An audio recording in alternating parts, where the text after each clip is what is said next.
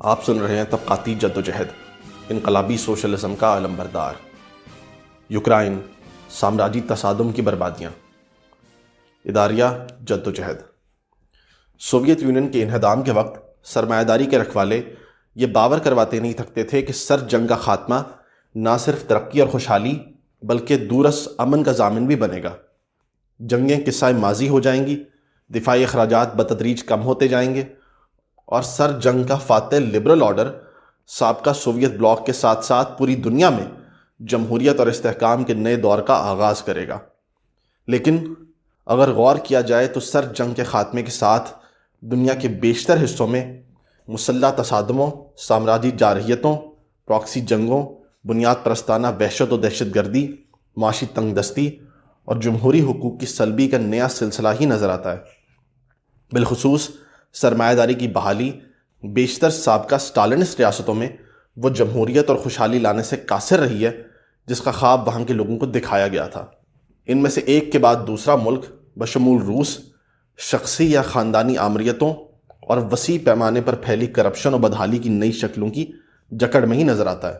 گزشتہ تقریباً ایک دہائی کے دوران یوکرائن کا بھڑکتا تنازع اور حالیہ دنوں اس پر روس کی الغار اسی سلسلے کی ایک کڑی ہے۔ سوویت دور کا یہ خوشحال، ترقی یافتہ اور صنعتی ملک مغربی اور روسی سامراج کی کھینچا تانی اور چپکلش کا اکھاڑا بن چکا ہے اور بڑی بربادی کے دہانے پر کھڑا ہے۔ جنگ میں پہلا قتل سچ کا ہوتا ہے۔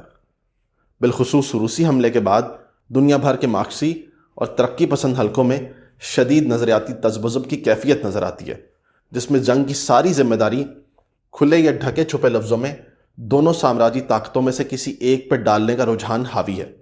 یہ بنیادی طور پر کمتر برائی اور دو سامراجی کیمپوں میں سے کسی ایک کی درپردہ حمایت کا پرانا رجتی رد انقلابی اور عوام دشمن نظریہ ہی ہے۔ دوسری طرف مغربی سامراج کے پروردہ لبرل حلقے ہیں جو کھل کر نیٹو کی حمایت کر رہے ہیں۔ عراق، شام، لیبیا، یمن، فلسطین اور افغانستان سمیت دنیا بھر میں امریکی سامراج اور اس کے دم چھلا نیٹو اور نان نیٹو ممالک کی قتل و غارت گری تو ان کی نظروں سے اوجھل رہتی ہے، لیکن یوکرائن پر روسی حملے کے بعد انسانی ہمدردی کے جذبات انہیں بہت بے چین کیے ہوئے ہیں۔ یہ درست ہے کہ یوکرائن پر روسی حملے میں مغربی سامراج کی اشتعال انگیزی کا بنیادی کردار ہے، لیکن سوال یہ ہے کہ نیٹو کے ساتھ روس کے تضاد کی نوعیت کیا ہے؟ کیا یہ تصادم کسی طبقاتی تضاد پر مبنی ہے؟ مسئلہ یہ ہے کہ یہ ولادیمیر لینن کا نہیں، ولادیمیر پیوٹن کا روس ہے، جو سوویت یونین کے انہدام کے بعد کی تمام تر زوال پذیری اور کمزوری کے باوجود ایک ذیلی یا علاقائی سامراجی طاقت ہے اور دنیا بالخصوص مشرقی یورپ اور وسطی ایشیا میں اپنا ایک حلقہ اثر رکھتا ہے۔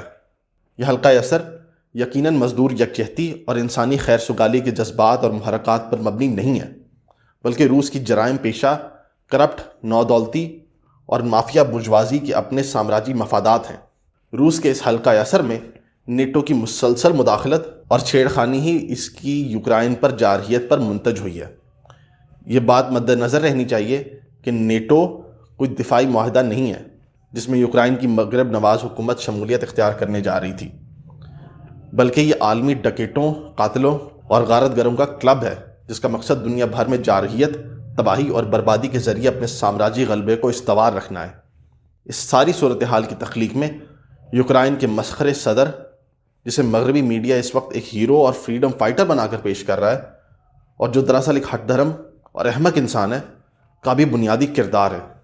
پچھلے عرصے میں اس یوکرائنی حکومت نے انتہائی دائیں بازو کے فسطائی قوم پرست گروہوں کو پروان چڑھانے میں کوئی کسر نہیں چھوڑی ہے، لیکن محنت کش طبقہ کسی ایسی جنگ کی حمایت نہیں کر سکتا جو سامراجی طاقتوں کی آپسی چپکلش اور مخاصمت پر مبنی ہو، چاہے وہ جنگ ایک بڑی سامراجی طاقت کے خلاف ایک چھوٹی سامراجی طاقت کی دفاعی جارحیت پر مبنی ہی کیوں نہ ہو۔ سرمایہ داری کی ایسی جنگوں میں غریب غریب کا خون بہاتا ہے، مزدور مزدور سے لڑتا ہے، محکوم محکوم کا گلا کاٹتا ہے۔ فتح یاب کوئی بھی ہو، یہ جنگیں سامراجی تسلط کو مضبوط ہی کرتی ہیں۔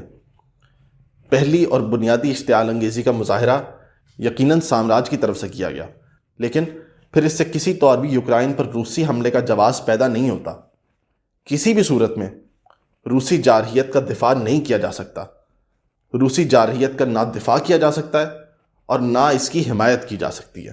یہ حملہ جسے فاشزم مخالفت کا رنگ دینے کی کوشش کی جا رہی ہے، روس اور یوکرائن میں فسطائی رجحانات کو تقویت ہی دے گا۔